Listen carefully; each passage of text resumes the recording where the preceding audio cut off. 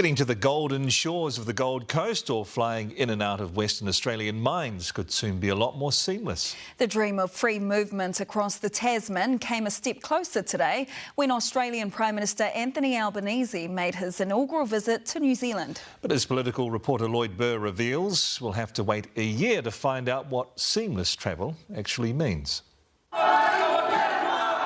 Elbow meeting Chippy with a big grin and grippy.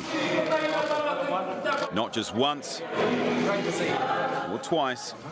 Welcome again. But thrice. And it didn't stop there. Signing the visitors book, grinning some more, then touring Parliament. Hipkins even inviting him into the debating chamber.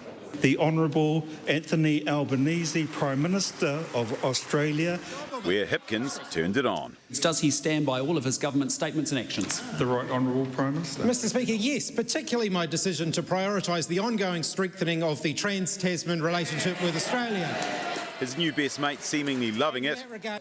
Then it was down to business, a close relationship between leaders, one they want even closer for their nations. To move closer towards seamless travel across the Tasman. We want to make this a much more seamless experience for the benefit of both of us. So could the days of these, a passport for a jaunt across the ditch, be over? Or even the creation of a new trans-Tasman passport? We haven't looked at a trans-Tasman passport. What we are looking at, though, is making a seamless experience of going through from country to country. Both leaders agreeing to create a joint expert group to find out exactly what they mean by seamless. It'll likely include smarter smart gates. Before you get on a plane in either country, it's already recognised that you're okay to come in. The deadline is 12 months, and there's already scepticism here. I'm sure many ministers before have considered it an obvious thing or a nice thing to do, but there are some devils in the detail. But the details didn't matter for Hipkins and Albanese today. No better friend and no greater ally than Australia. Friendship, warmth and familiarity. Having a neighbour who is also a close friend. We're neighbours, we're friends, we're family. Their fifth date done, no longer a blossoming bromance, but one in full bloom. All right, Lloyd, how achievable is this dream of trans-Tasman travel without a passport?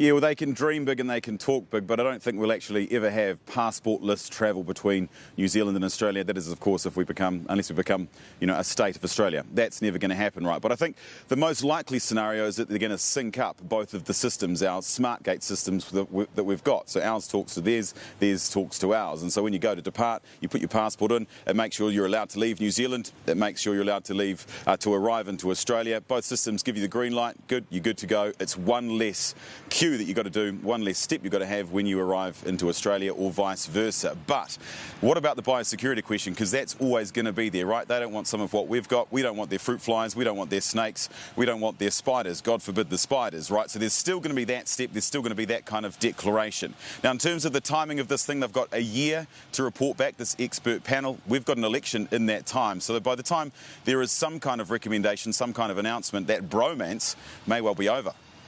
Good points raised there, Lloyd, including the part about spiders. We don't want those. Thank you very much.